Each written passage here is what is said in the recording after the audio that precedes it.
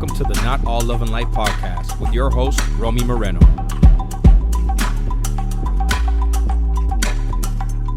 Welcome, astrologer Daniel Jude, to the podcast. How are you? Thank you. You're doing welcome. Great myself. I'm doing amazing. So glad to have you on. Why don't you tell us a little bit about yourself, what you do?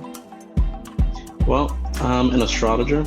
I use a little bit of numerology, a lot of different esoteric knowledge as well within my readings. That's what I mainly do. I give readings to people that are wanting to look into the themes that they have going on within their life, or to find out a little bit more about themselves through their natal chart. Tell us a little bit what esoteric readings, that's what you said, right? Well, esoteric knowledge. So that's a little bit more like, some people use the word occult, some people use esoteric, but, things like the Hermetic principles, or just overall knowledge that can be seen as hidden knowledge. So philosophical, things of that nature. All the Scorpio energy stuff. Pretty much. Scorpio, some Sag, a little bit of everything. Yeah. So, because I'm sure a lot of people are listening right now and they don't know what that is. That could be a new terminology for them. So I just wanted you to elaborate on that a little bit more. You have looked at my chart and you've helped me figure some things out. So why don't you tell us a little bit about where this year is going and anything you want to share with the collective, astrological wise? Well, when it comes to the collective, that's actually something that I don't go into as much, just because my readings are more on the personal level, like from person to person. Collectively, I know we're in a year 8, so it's a year of abundance, a year of prosperity. So, that's good, but we're nearing the cycle. So come September, when the energies shift, we'll be going into year 9, which is the end of that cycle. So starting around the fall, collectively, we might feel a heavier, denser energy. There'll probably be a lot of transformative events, happening, that sort of thing.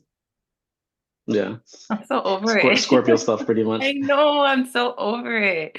I just want a break. I feel like I'm getting a little break now that, but we have the eclipse coming up, on the 25th. So. And then the other one on the 8th, yeah. Yeah. I mean, so that's the thing. It all depends on the person's astrology too, on their personal charts. So that's why I mentioned, when it comes to collective readings, it's something I don't look into too much personally. There's so much within the realm of astrology. There's medical astrology. There's childhood astrology. There's so much. So every astrologer is going to gravitate towards their liking, their specialty. And for me, it's more on the exactly. And for me, it's more on that psychological, personal level, helping people figure themselves out, and their transits. Because both of us are Scorpio risings, but our rising degree, where our first house starts, is different. So a particular transit that might be going through my 4th house might actually be in your 3rd house, or vice versa, which are different areas of life. So let's break it down to a beginner mindset. Like, if somebody doesn't know what astrology is and they're just listening to this for the first time, because talking about houses and transits and all of that could become so overwhelming, because I know sometimes I get really excited and I start using this terminology with someone that does not know what I'm talking about. They're just looking at me like, okay, you just fucking lost me. And and I go, I know it's a lot. Then I have to circle back. So starting from the beginning, which is pretty much our sun sign. People, pretty much everybody knows what their sun sign is, because that's the one that recognizes whatever. But it could explain as to when you meet a certain person that's a certain sign and you're like, that person is so not that sign. And knowing, once you go deeper into the birth chart and understanding the different placements, that's when things start making sense. Exactly. Yeah. So, for instance, someone might be one sun sign, but they may have a lot of other placements within a different sign. That's kind of with me. I'm a Gemini, but a lot more of my anyone that knows me very well sees more of the Scorpio in me, because my moon is in Scorpio, my rising, my Mars and Mercury are in the 8th house, which are the Scorpio house. So, that's how that can play out. That and a few other aspects within a person's chart. Right. Like how the planets interact with each other as well. All right, so let's just run down like the planets and kind of explain what each planet represents. All right. So the sun sign. We'll start with the luminaries, the sun and the moon. The sun, when someone asks you what's your sign, that's your sun sign. That's what we've all grown up knowing. That's to me the expression of our ego, the outer expression of it, the fire energy, the divine masculine energy within all of us. It's a very external, extroverted energy, and it's all about self. The moon sign is our internal world, our emotions, how we are in private life, more of the divine feminine energy within all of us, water energy, water element. And then from there, the rising sign. So when someone asks you what's your big three, it's sun, moon, and rising sign. The rising sign is if you ever see a natal chart, that's where the chart starts, that first house. And that's all about us, the lens that we view the world with, and how the world views us when they first meet us. It's a very public part. So it can rule our appearance, our life force energy. From there, each house goes in order with each sign. For instance, I'm a Scorpio rising. My second house then is ruled by Sagittarius, the next sign up. And each house is ruled by or it's a different area of life. So but we'll get into that a little bit later, maybe. From there, Mercury, which is the way that we think, the way we process information, our communication style. Then Venus. Venus is our aesthetics, the things that we like, the people we like around us, one of our love planets, so our love languages. Then Mars is how we take action on those things that we desire. Where Venus is what we desire, Mars is how we go after that, our goals or anything that we may desire, our actions, those sort of things. And then we can continue from there, but those are the personal planets. Those are the ones that are most important that shape us as who we are. With the sun and the rising, what I hear is that people usually go back and forth between that energy. And that's why you could see certain aspects of the sun and certain aspect of the rising, but the rising is how people view you. And an astrologer told me once that once you've matured, you're really going to embody that rising sign. What are your thoughts on that? That's something that, depending on the astrologer. So for instance, that's something that I've heard that before, but I haven't necessarily looked into that too much, just because I feel like I embody both. I will say that I did feel maybe a little bit more Gemini earlier on in life, but I'm talking about like early childhood. Look back at old home movies, videotapes or whatever from when I was a child, and I'm like jumping around everywhere, like just a whole bunch of energy. But that's children in general. And then as I've gone through life, I see more of that Scorpio within me. Maybe that, there's something to be said about the way life works sometimes, and like the like adulthood and the less of that freedom, that need to play and nurture your inner child. I've learned, I know we haven't got into this part, but really working with Chiron, we could do a lot of inner work and inner child work when we get to Chiron. That's the beauty of astrology. At the same time, as a Gemini, that's one of the places where, especially at the beginning when we're learning these things, it can put us in a like an overthinking process. What I mean by that is there are so many ways to get a particular answer. So it could be through Chiron, it could be through the sun sign, because the sun is that Leo inner child, fun sort of energy. We can look into the fifth house, and then we can look at certain aspects. For instance, I have a friend that when she was first getting into astrology, or at least on a deeper level, she would ask me so many questions. And she would ask me, all right, what does this mean? Or what does that mean? And she didn't know her rising sign. She didn't know her birth time. So she was trying to figure it out so rigorously. She would look at certain transits and tell me, oh, then I must be this because this is affecting me in this way. And then I'd tell her, yes, but not necessarily, because you can get that with, A, B, or C, like with this transit in this house, or it could be an aspect, or it could be a number of different things. And that's just something that I've learned Poor girl. She thought she was getting ahead. Like, I'm figuring it out. And here comes Daniel, like, no, sorry, that could just So you have to burst that bubble. Exactly. Did she ever figure out her birth time? She did. Oh, okay. And actually we were some, her friends, and some of her astrologer friends, we were all like, we all had our like guesses, Yeah. and I had a dark horse guess. There was a time where I was like really trying to research it, and with the information that she had given me and just knowing her, and I told her, you know what? Virgo rising is my dark horse guess. Like it could very much well be that. And then at some point, like it was too much for me and I had to take a break. And eventually when she found her birth time, she was Virgo rising. Yeah. I love that. Sometimes I'm able to guess people so much, and they're just like, how did you know? I go, but for me, not only do I study them and just see certain things, but I just feel that energy. Like, I'll think this recently happened with somebody that I hadn't even talked to yet. We would just see each other and then we communicated like on Instagram. And I go, I feel like Taurus energy from him. And then I come to find out he's a Taurus moon. Hmm. Exactly. So things like that, like I just feel, I guess intuitively, like I just feel sometimes what they have, like what placements.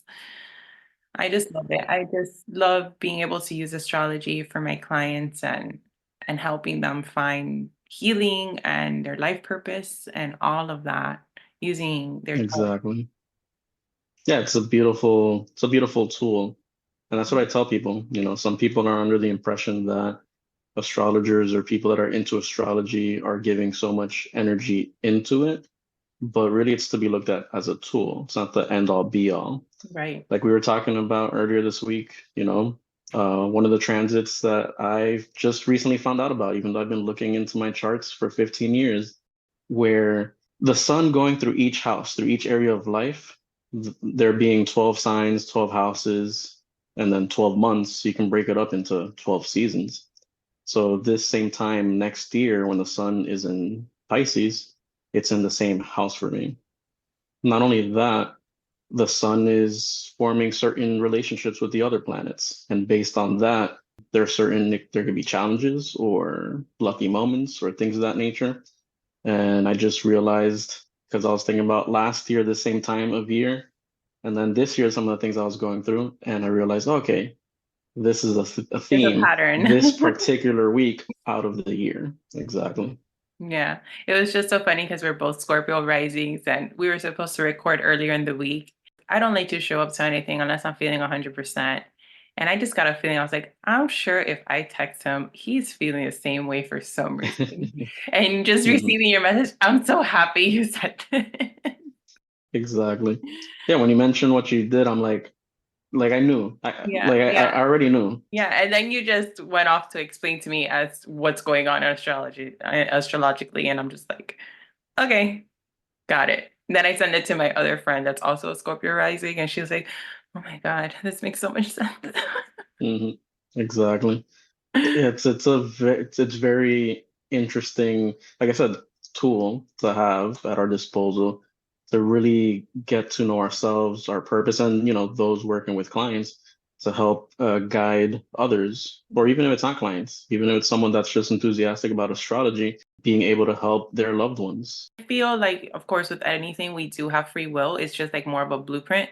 Because sometimes I'll read something, two apps that I always recommend. I just want to put it out here. I don't get anything from these apps. I just think they're great tools to use is Time Passages and the Pattern. I love the Pattern because you could run bonds with people and you could really go into your chart. A lot of people like CoStar. I think that that's a terrible shit app and you should delete it.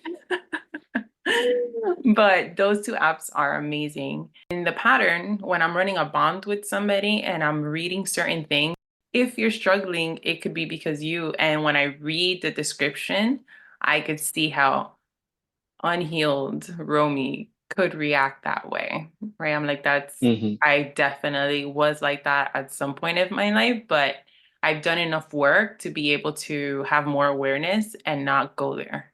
Exactly. That's why I feel like it's just a blueprint. It just makes sense. And I think it's a beautiful thing because, like you mentioned, our 6 personal planets. If you know somebody's Venus and their moon sign, you know how to, it's like a love language. You're able Hmm. to show them love or communicate with them because of Mercury. If you're having a disagreement, just know how to speak to them. And I just think it's such a great tool to learn in order for us to get to know ourselves better, but also have better relationships. Yep, you hit the nail on the head.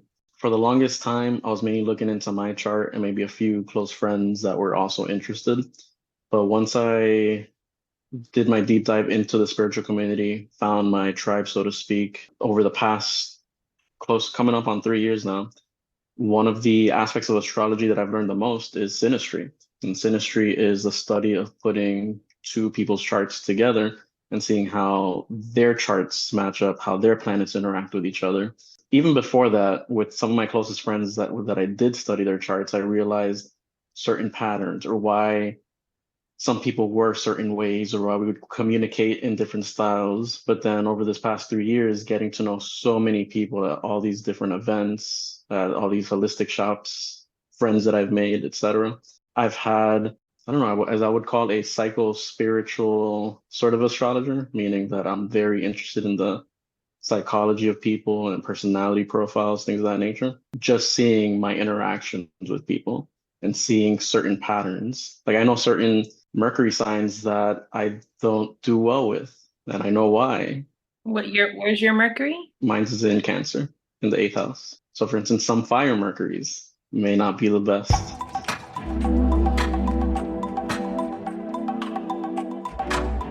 Hey, it's me, Romy. I want to share a moment with you. You know, we often talk about healing, growth, and doing the work on this podcast. But where do you start? When you're feeling overwhelmed by life's challenges, trapped in the past, worried about the future, or like you're constantly battling your own thoughts and emotions. Living in a reactive state versus response, passing up opportunities because of lack of confidence and fear, not knowing how to set boundaries with others, but most importantly with yourself. That's why I created my Healing the Root Cause program. It's for those out there feeling overwhelmed and yearning for change, connection, authenticity. Pretty much, you're tired of your own shit. Together, using my proven root framework, we'll recognize your triggers, overcome the past, operate with confidence, and transform your life. As I say, it's not all love and light, and this healing journey is about confronting the shadows and embracing the mess, but still loving yourself through it all. I'll be right there with you, guiding you on this journey, every raw moment, every breakthrough, every step of the way. So if you're feeling that tug and want to apply to work with me, fill out the application in the show notes and we'll see if we're a good fit for each other and take it from there. Either way, I'm rooting for you. Those Aries Mercuries. Aries Mercury. Mercury in Sagittarius is the one that I have the most experience with. Mm-hmm. For good reason, because that's the thing in my chart, since I'm Scorpio heavy, a lot of the people that I tend to meet that have other Scorpio placements end up becoming prominent people within my life. And sometimes, since Mercury is so close to the sign of Scorpio, Sagittarius is so close to the sign of Scorpio, and Mercury stays just in its same sign as the sun or one sign away.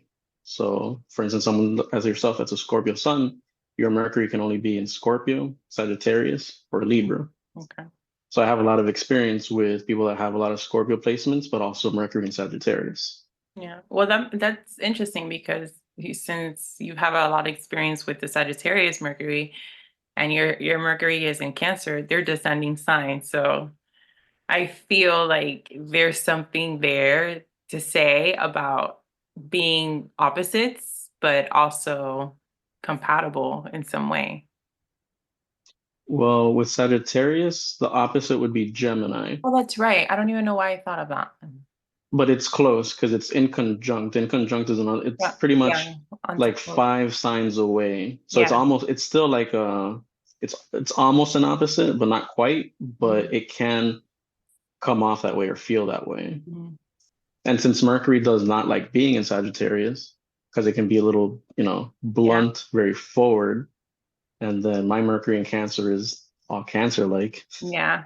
I don't know. It's not I necessarily the just got best. confused. I don't know why I was thinking Capricorn and Sagittarius because Cancer is Capricorn descendant. Mhm. Yeah, but so that's the other interesting thing now that we're getting into that is each sign has its what's known as the sister sign. It's its opposite sign. And when you look at it that way, you can see the balance. And each sister sign is on an axis. Like for instance, the Pisces and Virgo, they're opposite of each other, but they're on pretty much the service axis. They're both signs that are very much about serving, being of service, where Pisces is more about the collective, Virgo is more about, the grounded energy, Yeah. where Pisces is, or where Virgo is all about control and having things in order, things having to be a certain way and all about the details. Pisces is the complete opposite, very go with the flow, does not The know Lulu what the and word control is. yeah. Exactly. So when you know these things and you look into your chart, and a lot of us have oppositions or planets in one sign, but in the house of that other sign, we can see where there are some of those balances that were meant to play out in this lifetime. Yeah. And when you know each sign and its opposites, and like for instance, people that have that's for you, your moon in Aries. So people that have prominent Aries placements, I part of love this them. lifetime Love them. is probably meant to learn patience Yeah. because Aries. That was, I have so much patience now. I have so much patience. It's insane the amount of patience that I have. And as an Aries moon, that's not something easy that I had to learn at all because I would go from 0 to 100 real quick. Mhm. Real quick. And I never understood. I started getting into astrology when I did my yoga teacher training. That's when I learned about what the birth chart was and all of that. My ex-husband, he is an Aries. He's very chill, very calm, very patient. Like the description of what I would read for Aries. And then I have another friend that's also an Aries. So she was very similar to him. So in my head, I didn't think Aries were what Aries actually are, right? But once I pulled his chart, I realized he has a Cancer moon and a Gemini rising.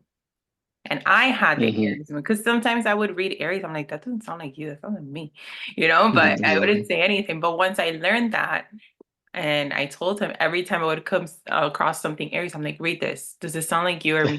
That's totally you. I'm like, this is for Aries. Mhm. He's so for sure more like in that Cancer and Gemini energy for sure. Exactly. And Yeah. imagine my reaction when I found out I was married with somebody Gemini. No offense, you got a lot None of stuff you're taken. facing. But Mhm. remember my reaction when you're like, oh, because I'm a Gemini. I'm like, hi. Okay. Exactly. I Yeah, try I not to remember. judge, but oh my God, I read this thing that said that there's people that discriminate based on your zodiac. Exactly. No, it's true. And see, that's the thing. I get it. Like sometimes Gemini energy is too much for me. Like someone that has a lot of Gemini energy, even though I'm a Gemini sun, since I have a lot of fixed placements, my Venus is in Taurus, I have all those Scorpio placements, etc.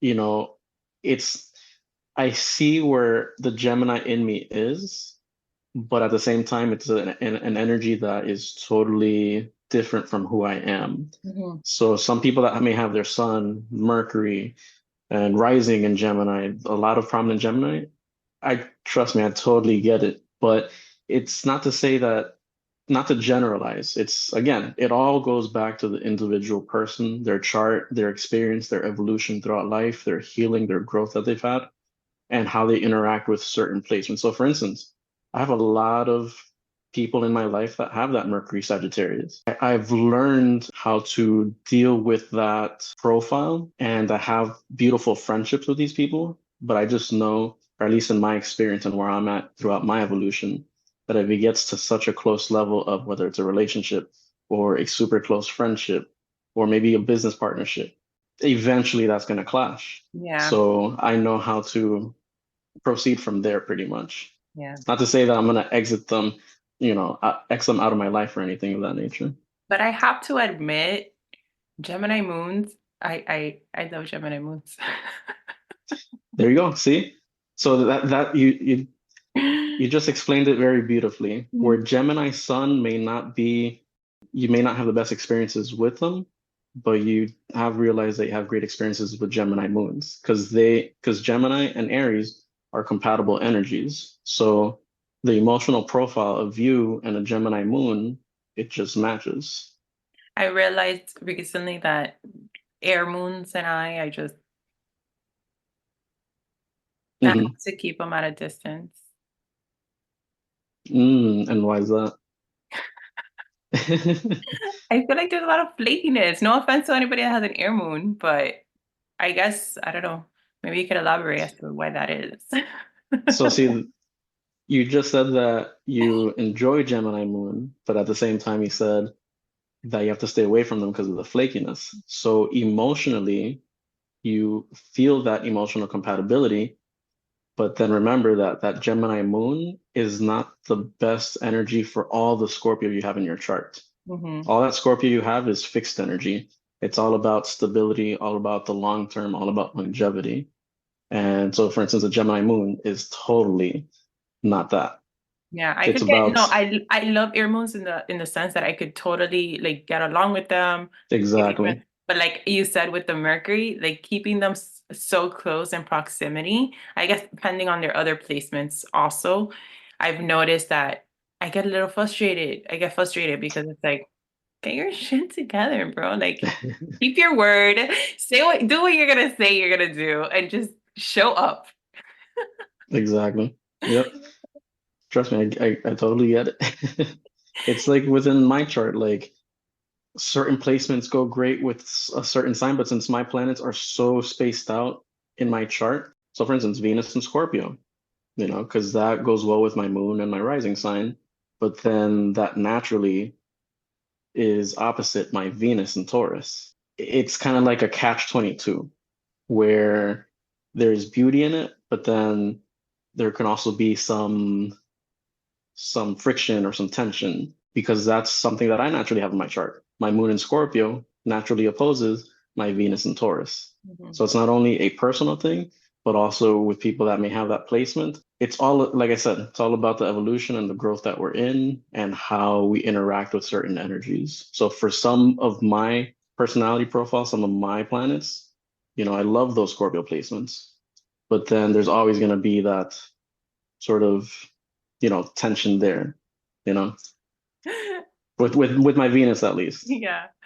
I mean, I recently read that we should, not we should, you can do whatever you want, but it's a good idea if somebody has the same Venus placement you have in their Mars and vice versa. So, as I mentioned, synastry is one of those things that I've learned the most of in astrology over the past few years.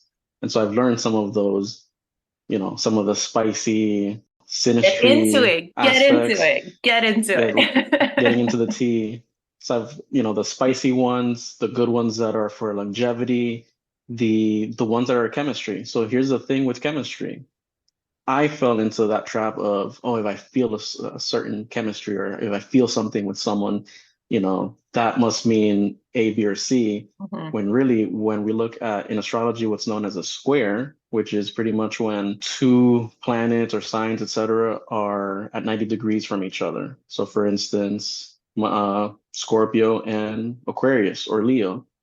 Aquarius and Leo square my Scorpio and Taurus placement. So it's all fixed energy, but it's almost like an actual opposite energy. So it causes friction and tension that can make us feel that chemistry. And even on a biological level, I've realized I feel like that energy is what's responsible for population growth in early humanity because it causes that chemistry, that want of desire, that need to procreate. It leads to that, and it leads to fast procreation because those same squares that cause that chemistry, also are not the best for the long run because it's just so much tension.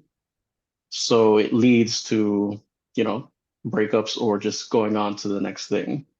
So biologically going on to the next partner, for instance. Yeah. It's so funny because in my healing journey now, like before when I would feel that chemistry, I would be like, oh my God, this has to mean something, like you said, right?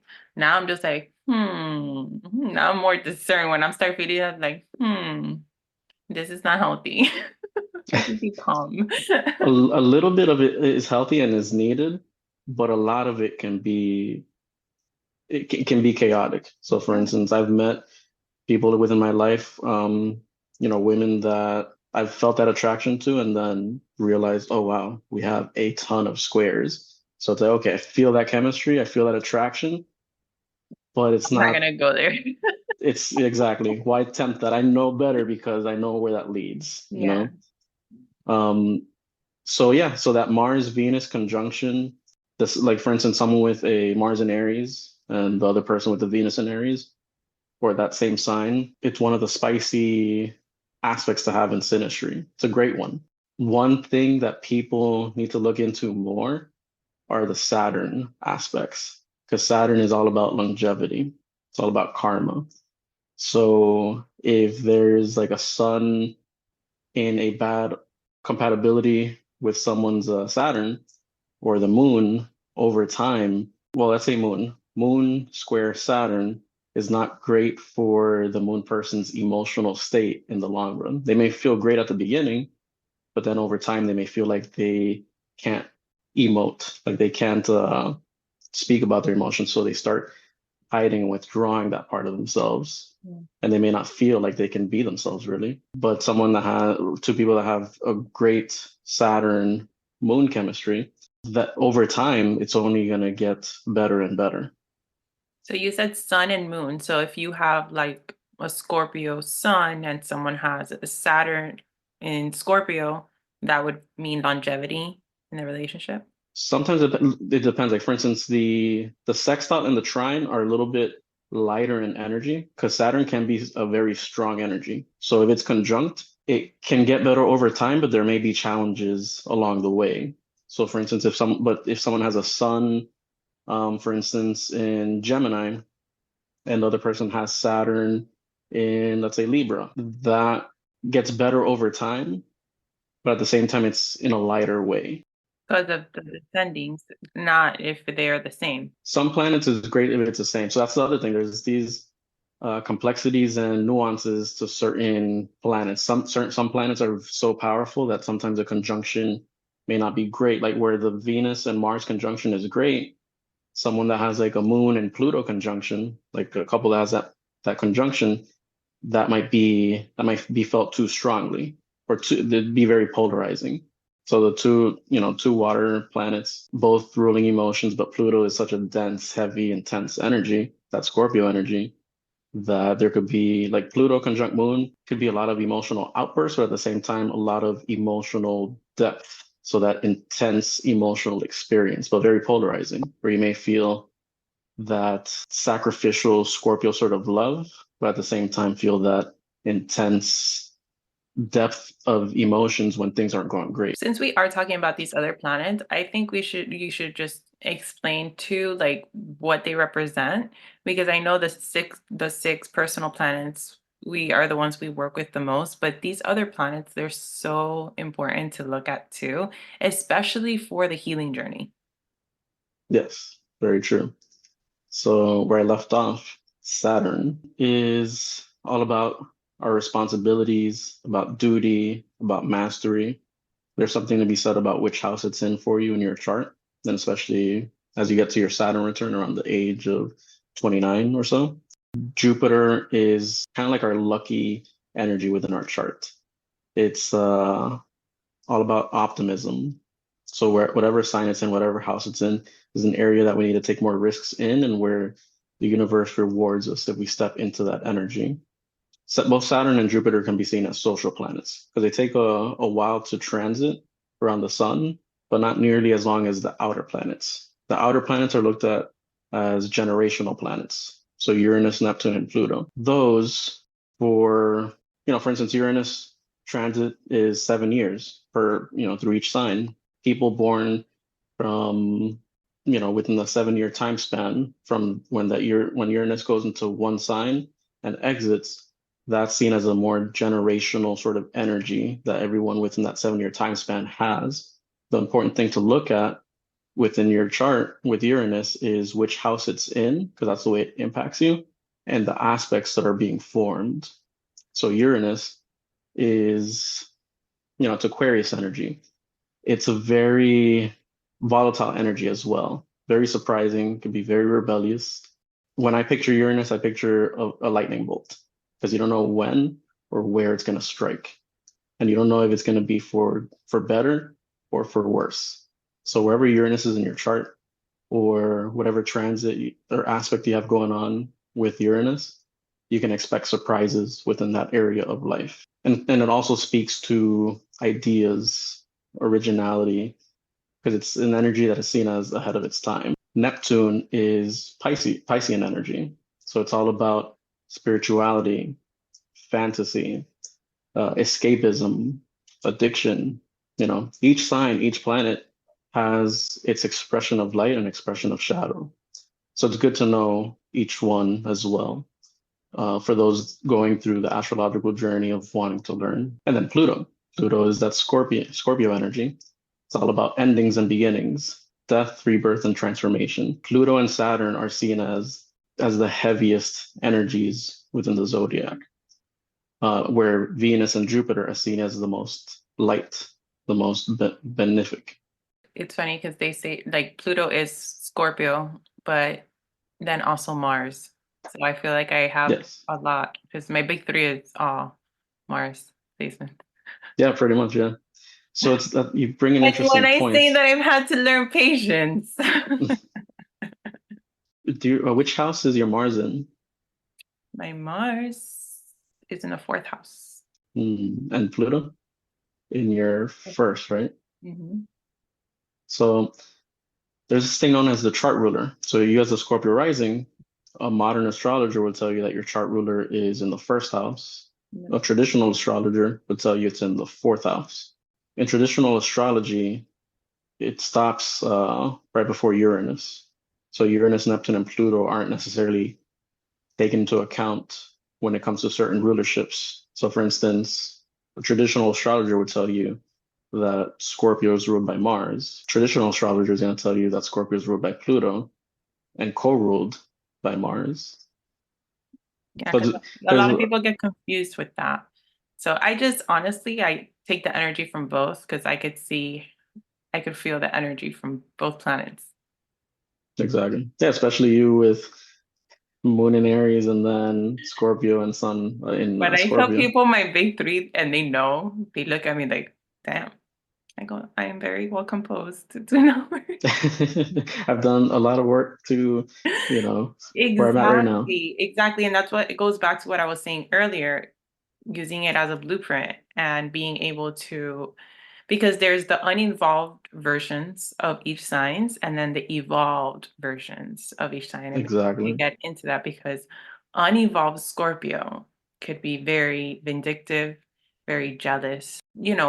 Revenge is like top priority. And I could tell you that when I was very unhealed, yeah, that was me. I would literally say things to people that I know would freaking scar them for life. And it was so easy for me. Like I could just look at them and be like, bam, and they're just scarred for life. Yep. Right. And honestly, the evolved version of Scorpio could be very healing and very like going in depth and very loyal. And that's more the energy where I'm at. I won't say that the thoughts do not arise. Exactly. Because it's I always say like in the movie Mean Girls when they had like that when Lindsay Lohan has that vision of the girls cat fight in the cafeteria, but it didn't really happen. That happened so much where I think something and all I say is like, wow, I could have really gone there and I've evolved so much. But then because Aries could be very impulsive, that's still something that I'm working on. I've gotten very, very, very conscious about that and aware. But sometimes I get really excited and I do or I say something that I'm like, fuck.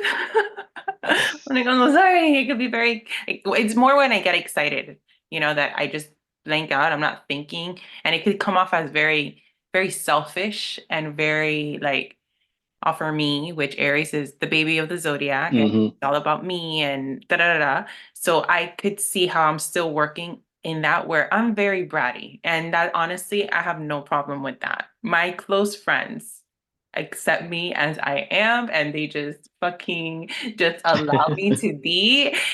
And they almost like encourage it. They're like, I know you're bratty. I'm gonna get you what you want, especially when it comes to food. I always have to send food back. It's just a joke by now. Like some of my friends, Hmm. like, let me guess, there's something wrong with it. I'm just but, like, I'm really, so I know I'm bratty. So whoever I end up with in a relationship, they have to accept that part of me because I don't feel it's harmful. I'm not bratty to Hmm. the point where I'm just like, I don't care about your feelings. It's my way and my way only when I used to be that way. I did not care. I Exactly. did not care what you want. It's all about me. I am not bratty in that sense. My Aries energy is very, I could get that impulse. I could take action very fast. I could be very headstrong and bratty. Yeah, I mean, damn, where do I begin? Because you just said a lot that I want to answer to. Um, yes, that next person that you're with does have to accept that part of you, and I feel like that's something that we need. That's good to learn within our own charts, knowing which parts of us are truly us to the core, and learning to accept that, integrate it instead of trying to change it, so to speak. Yes, we can balance out certain energies, but there's only so much balancing you can do until you're pretty much changing yourself to someone who you're not. So that's not ever going to be a good outcome in the long run. So there's that aspect of it. The second one, and knowing the why, at least for me as a Gemini, that's one of the things that got me into astrology in the first place, and especially into the transits, is having that information, knowing the why. Why am I like this, or why do I feel this way when A, B, or C happens? Why do I feel this way during this time? So checking the transits, what's going on. Then when you were talking about Scorpio, I definitely understand it. And remember, I think both of us are kind of scarred when we say our big three, because Yeah. Aries, can get a bad rep as well. But there's been times where I've said, oh, my big three is Gemini Sun, Scorpio Moon, Scorpio Rising. And I literally had someone once turn around and run out of the holistic shop I was in. So, and that was someone that was into astrology. It's just the misconceptions or the things that person may have experienced. But I totally get it because Scorpio can also be a very intense, and it can be a toxic, chaotic energy when it's in its shadow, when it's unevolved, as you were speaking. Same with me. There's things within my charts that I feel like a lot of those vindictive, toxic traits of Scorpio don't aren't really expressed in my outer world. I view myself as a different scorpionic person in that way, not but a lot of it is more internal. So I may have certain thoughts. And the times that I have thought about revenge or things of that nature, like what happened recently, over sometime a few months ago, I got to a place that I haven't been to in such a long time. And it reminded me how potent of an energy Scorpio can be and how potent that venom is. Because if it wants to strike, it it can do a lot of damage, like you said. But then the thing we have to remember is in that shadow expression, that stinger, that venom is not only striking that other person, but it's striking us. Because holding that much venom and that much vindictive energy within ourselves, like it goes through our body, It consumes through our everything. energy. It consumes. Exactly. And I know because that's how man, and it comes very easy. Because I'm not gonna say it came, because like I said, the thoughts still arise. And in those moments, I just see how far I've gone because I wouldn't take action unless I could say something happened October 2022 where Mm, Unhealed Romy and Scorpio like came out. And it was basically because I was completely betrayed. I was completely lied to. they put me in a situation where you're not even thinking about anybody else but yourself. And I'm a mom with kids. This person put me in a situation where I could have gotten in trouble if I would have stayed around. And I Mm-hmm. and I felt so lied to because we decided to go into a project together, and it was just lies from the beginning. And when I found out what this person was doing behind my back, everything went out the fucking door. Mm-hmm. Because you're not getting away with this. Because I know that me exposing your ass is going to also help other people. So as much as it was like a very Scorpio energy of like, fuck you, it was also, I felt good about it because I was protecting other people, because there was other people that were involved that could have ended up in really fucked up situations, people with families, right? So in that, like, and I remember as I was doing like exposing her and whatever, I'm like, I'm really, and I'm very in my Aries and Scorpio are going like this, because I was being very impulsive, but also like, fuck you. Like, Mm-hmm. you don't do this to people, right? And that was like years that I've done something like that. And honestly, I didn't feel bad about it after, because something about me, like, people always get their karma. They always think that I'm Yep. doing witchcraft, but they're literally just doing it to themselves. Like, I don't have time to light Mm-hmm. no candle in your name. Like, get out of here. Exactly. like, That's like shit takes care of itself. exactly. I'm No, not I the one feel to that fuck from with. I'm not the one to fuck with. exactly. I feel very much a similar thing with myself, and I do feel that it is a scorpionic energy. And especially more, I feel like in an evolved way, when we let our spirit guides, take over, or we let karma let it do its thing, where knock on wood, I've been in my life, anytime anyone has really wanted to do any sort of damage to me or harm me in any way or anything of that nature, and they've been in my life, whether it's been a coworker or, whomever. And people that know me know that I'm a easy person to get along with.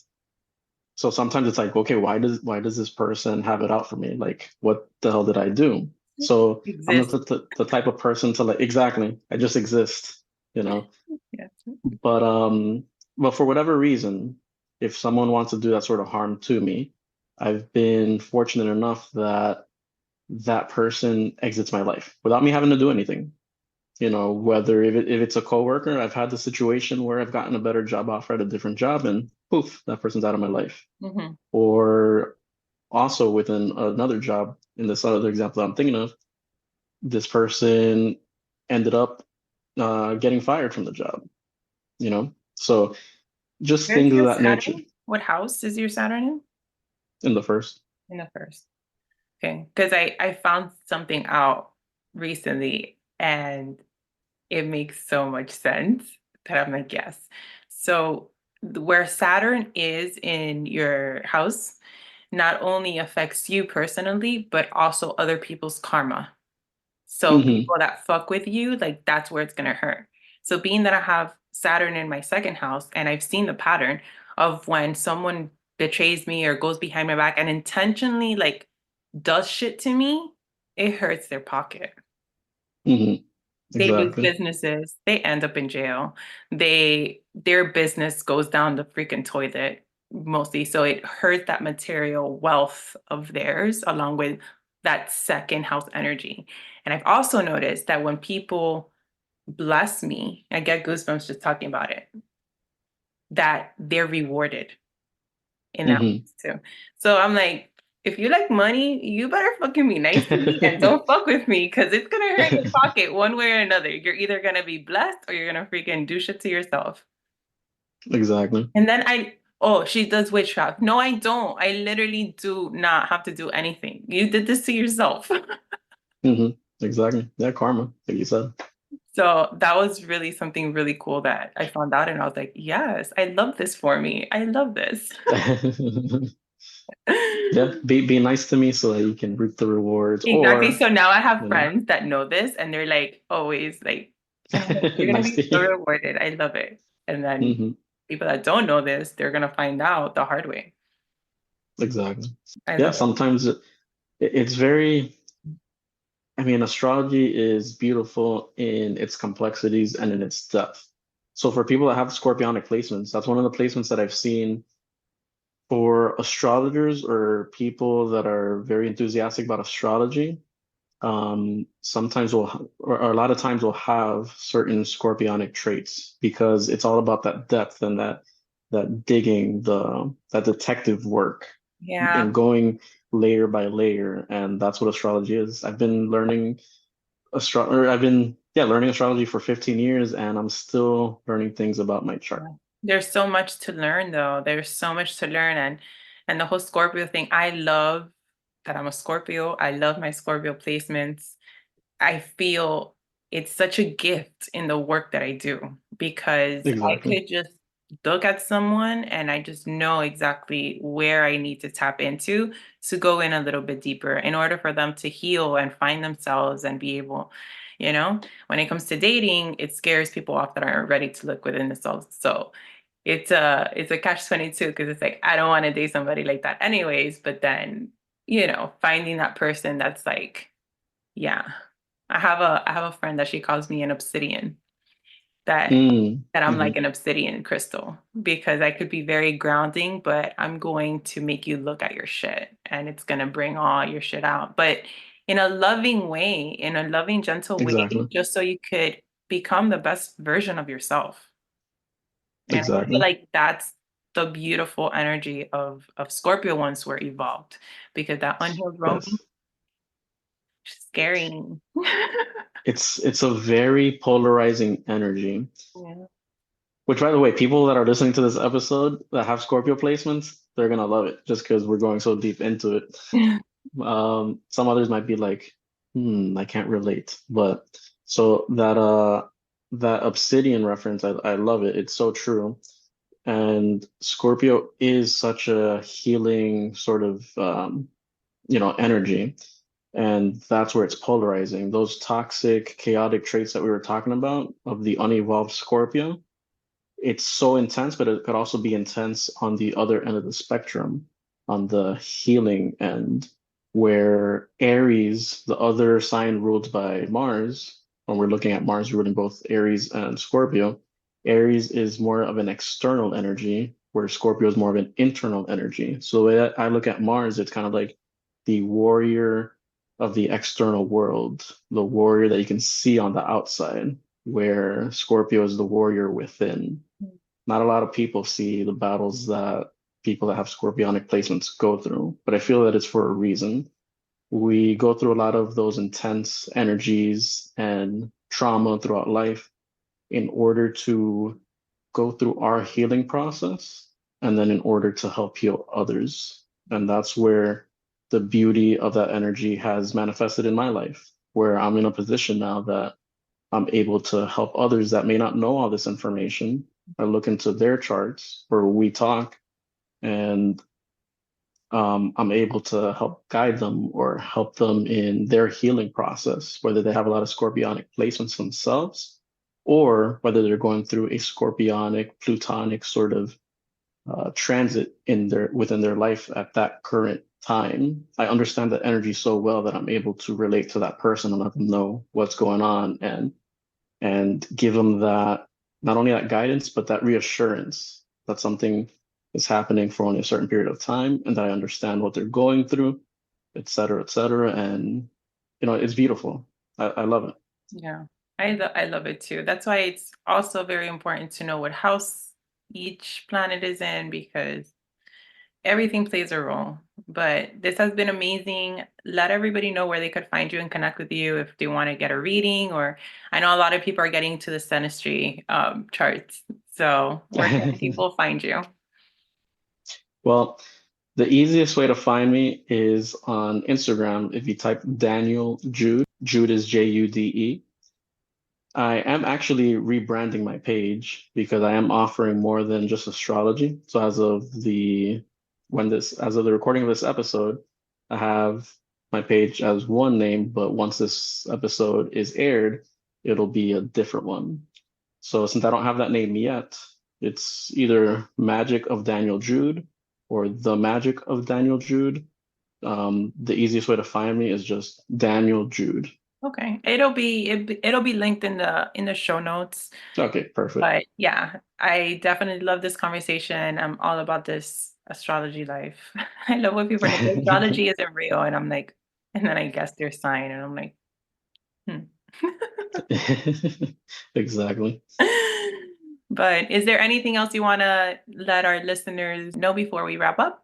I don't think so. Just, if you resonate with my energy or anything that I've said, if you'd like a reading, it's for a reason, it's for a purpose. I tend to attract people into my readings that, again, like I mentioned, are either going through scorpionic time within their life or that may want to know more about what themes they're going through, or they have those sort of energies within their own chart themselves. So feel free to reach out. I'd love to help answer any questions. And yeah, thank you for having me. Well, thank you for being here. Remember, guys, it's not all love and light.